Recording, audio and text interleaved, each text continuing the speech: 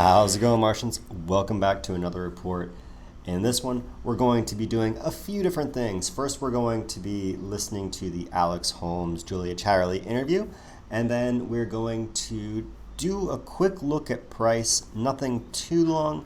I'm going to do a TA video after this, but I just want to do a little bit of a coverage of what's going on with the price because we have hit a rather frightening price point today, to be completely frank. The fact that we broke below 19 cents and are now fishing around 18 has me on the edge of my seat watching this to see what is going to happen next. So we'll talk about that in a little bit more detail after listening to what Alex Holmes has to say regarding Ripple and XRP.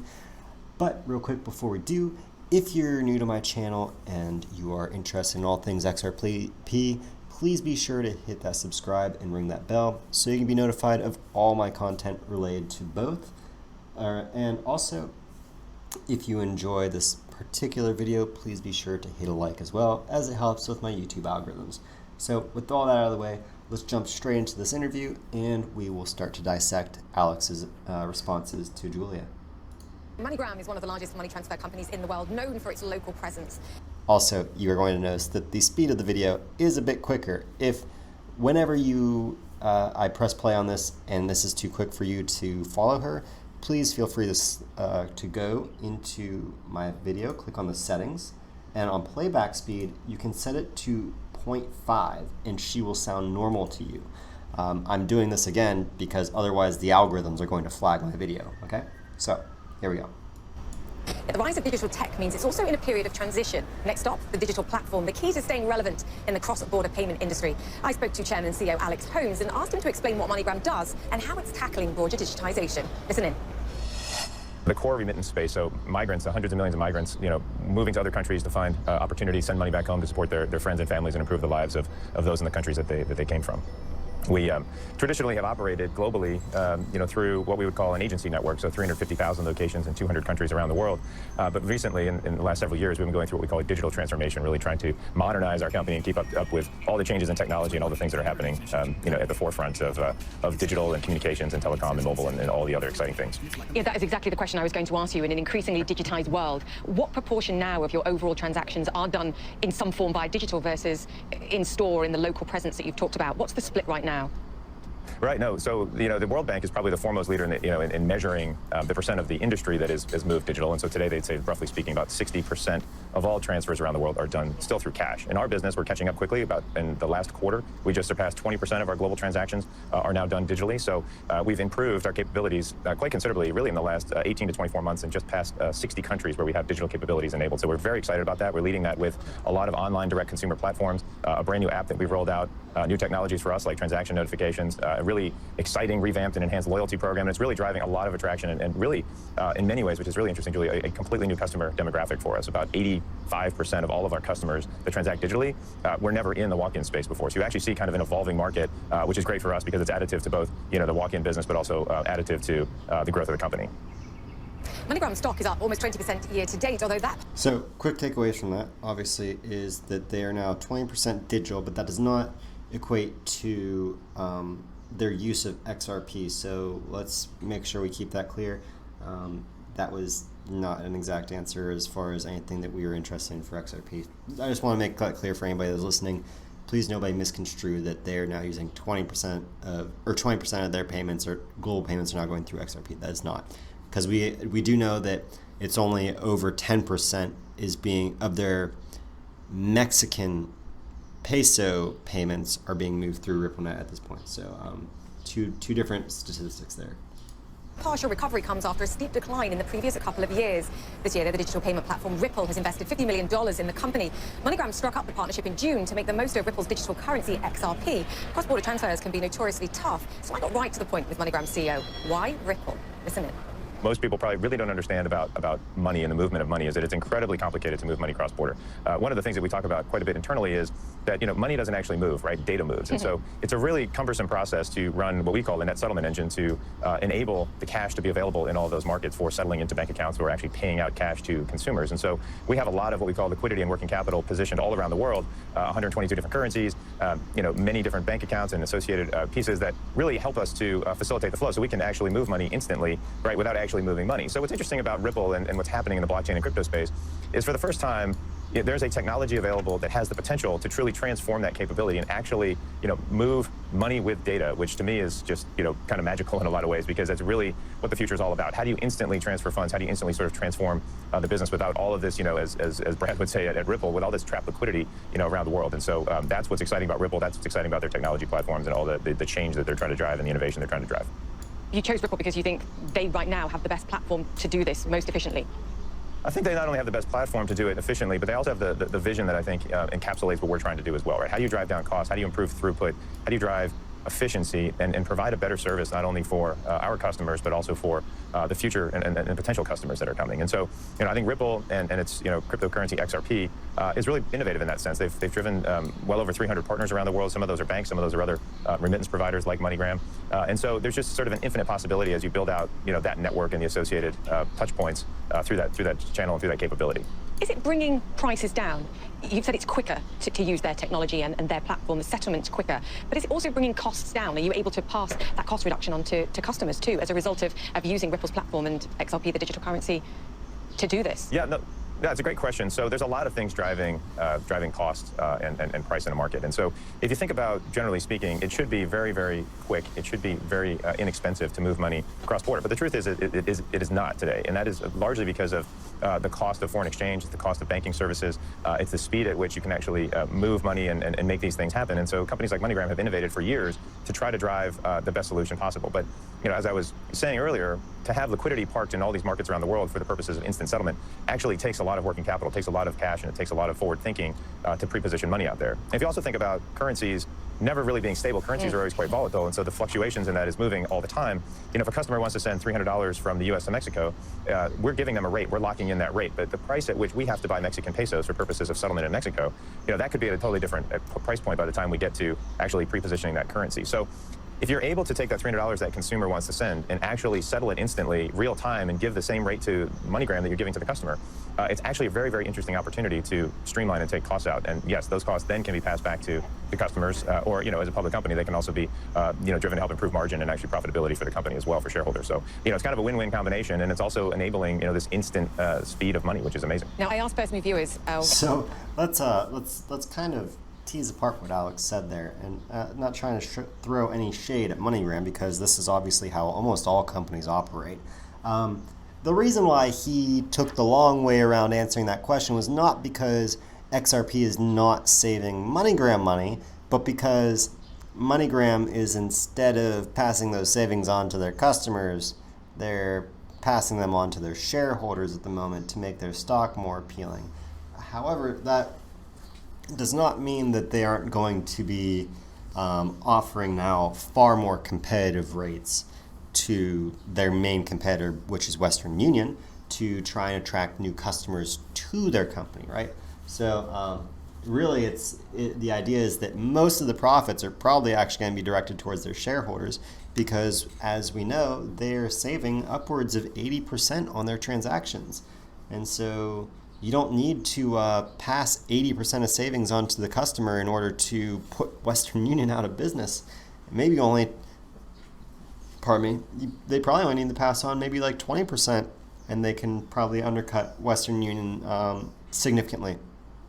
And the speed and security and peace of mind which MoneyGram will be able to offer its customers, its new customers, over Western Union will only be just that much sweeter to keeping those customers from going back to Western Union, and thus helping propel MoneyGram to becoming the #1 money transfer service provider in the world, right? But we'll see how that unfolds. This will probably be like a 2 to 5 year adventure for MoneyGram to attempt to actually usurp Western Union due to the sheer difference between the companies' market share right now. But let's finish up the interview, and we'll jump into thoughts and discussions on it. What their most popular questions were, or questions for you were, and one that kept coming up was, do you own the digital currency XRP, or does MoneyGram? So I'm asking you, do you own any yourself? I personally do not own any XRP. And MoneyGram itself, again, because of sort of new regulation and reporting requirements, any XRP that we receive, we tend to sell about as real time as possible. There's a lot of changing regulation and accounting rules around cryptocurrency and the assets associated with it. So no, we do not hold for any period of time any crypto assets on our books. MoneyGram has also done deals with Visa. Okay, so I saw an article just recently posted. It made it sound really terrible, like MoneyGram isn't holding XRP, and that might actually be what facilitated this dump. Maybe this is, and this is why we're looking at the charts too, because this interview came out just last night, and we see the price just tanking. And so why is the price tank after this interview comes out? Obviously because of MoneyGram not holding XRP. But anybody who thought that, first off, you're an idiot. Sorry. If you thought MoneyGram was holding XRP, holding it, you're an idiot. There's no regulatory clarity for them to do such. They are providing liquidity to XRP. And he said, as he said at the end there, any XRP they do hold, they get rid of as rapidly as possible. So they are not in custody of, they are simply possessing long enough to perform their transaction. But what that means is that MoneyGram is still touching XRP. They are still having a real world impact on the circulating supply whenever they're performing their transactions. Okay? And again, in his own words, why are they not holding XRP? It's not because they don't see the value in it. It's because there's no regulatory clarity around it. They can't. They would be sued. MoneyGram would go out of business. This is why companies, why banks, why financial institutions cannot hold these assets yet. This is why anybody in this space who tries telling you that that these entities already hold all this XRP and they're already, blah, blah, blah, blah. No, the only ones that have any XRP have it in testnet situations where it's under government sandbox regulations. It's not being used for real world transactions, only testing purposes, okay? And that XRP is minuscule. That's why when the gates open, when regulation comes through, when all these entities can then grab their piece of the XRP pie so that they can try to gain some form of leverage, some form of monopoly over the network itself through controlling the currency, thus controlling who is able to get a beneficial, rate of transaction over the network. That's when things just get silly for price. And I promise, I can almost promise you that this interview is exactly why XRP dropped off a cliff today. We'll see if this bleed out continues. Maybe not. Maybe there's something really just crazy going on behind the scenes. Now, where we are price-wise is freaking ridiculous. It's terrifying in some regards. Sorry for all the pop-ups because I use the free version of TradingView here. But we here on the Bitfinex, we actually just tickled right below 18 cents. And we haven't seen this price even touched since, the 2nd of November 2017, before XRP's meteoric run up to $3, okay? And this was a low point, right? This was a low point before the rally to go higher. So where can we go if we're floating around this 18-cent range below here? Where can we fall to? Possibly 16.6, possibly even 14.68, right? Because we have a bottom all the way back here that closed at about 16 or at 14.6, if I can get my mouse line with it, 14.68, right? And there was a double bottom here. This is also a strong support because there's a bottom here as well, back here, a wick down here, and this seems to be the bottom before, and also right here too. So multiple times the price found support at 14 cents, just over like 14.5 cents. And so if this bleed out doesn't end here, that's probably our next range to look for, which if we bleed out to 14 cents from here, you know, we've already incurred, just over the last 2 days, we've already incurred an 18% dump. If we dump from here down to the 14, that's going to put us down another 21%, right? Now, for total, I think that's close to a 50% drop actually when you go from the top. No, it's 30. It's actually lower. It's 32%. So 32% dump is what we could be looking forward to when this finally finishes.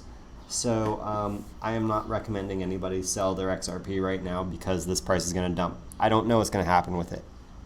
What I am saying is if you are intent on buying, you know, if you have, for myself, I just recently purchased yesterday and I got in, I thought at a good range at like 19.3, 19.4, something like that. I think it's like 19.4. It's probably like right around here. Obviously not a good buy because now we're down here. However, I did not buy with everything that I have to put in. And so now for me, I'm waiting to see if we get a leg lower. If we get a leg lower, again, I'm expecting somewhere around the 16,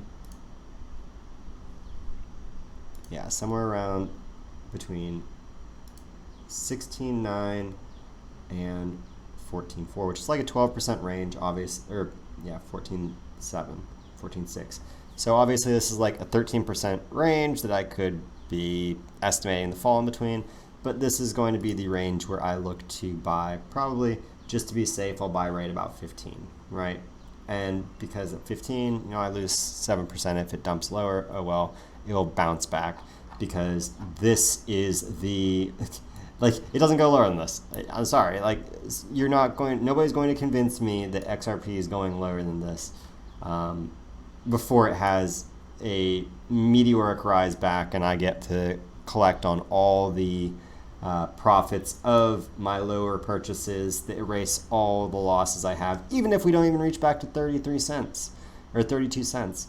And that's the value, the magic of dollar cost averaging into a market, buying regularly, continually, especially as the price is going down. Don't be one of those idiots that sells when the price goes down. Okay? That's why I'm saying, I don't know, when I said that, you know, the price can go down, the reason I said I'm not telling you to sell is because if you didn't sell up here when you saw this slip and break our neckline here at the 21 cent, if you didn't sell up here, well, you lost and you have to sit on your hands. And the only thing you can do to make a profit now is to try to fish a bottom. If you think this is the bottom, and it very well could be, because to be completely frank, where we're at right now really could be our bottom because this is the 236 on the long term. Like, this is multiple years of trend history. There's no supports down, there's no Fibonacci supports below here. It just goes straight to 0 cents, okay? So if we're going to have a dump lower, that's going to be very concerning. I don't expect such to occur, but you know, perhaps it does. But I just don't see it really happening. And if it does, once again, it's going to be something that will be a wick that will probably once again come down into as low as the mid 14 cent range, and then we'll see it rally back and we'll get somewhere back up in the 25, 27 cent range, 25, 28 cent range before we really need to worry about it going back down. Now here's the thing about this. if you buy XRP at 18 cents and it goes up to even 25 cents, you've gotten 42% gain. If XRP goes down to 15 cents or 14.5 cents, and then it rallies once again to 26 cents, it's not even setting a new high. It's just going to a lower high. That's over an 80% gain, okay? 80, basically 81% gain to get back up to here, the 26.5 cents. And again, that would be a lower high. And this would be the range that we would expect to see a lower high set, somewhere in here between 26 and 29. So you could you have the chance of 80 to 80% gain to a doubling of your money if you get in down here, right? And this is just on once again, the fact that we have had a lot of bloody days. And so after a lot of bloody days, you get relief periods, you get rallies, right? Look back here. The price was bloody from November 18th all the way to December 15th of 2018. And then it rallied and it did exactly what I'm saying it's going to do, only at a higher price point, right? So it went down from 57 cents all the way down to 28 cents. So it lost 50% of its value. And then it went from 28 cents all the way up to 46 cents, 66% gains. People lost half of their gains. People who bought down here made back more than half of their losses. That's what dollar cost averaging does. That's the beauty of this, okay? Not really, this is technically financial advice, right? I'm not a financial advisor. So if you're taking the financial advice of somebody on the internet, more power to you. Thank you for putting faith in me, but you probably shouldn't, because I'm just a person who sits here and obsesses over charts myself. I don't have a degree for any of this, okay? I'm self-educated, so there's a good chance that my education is faulty in many ways.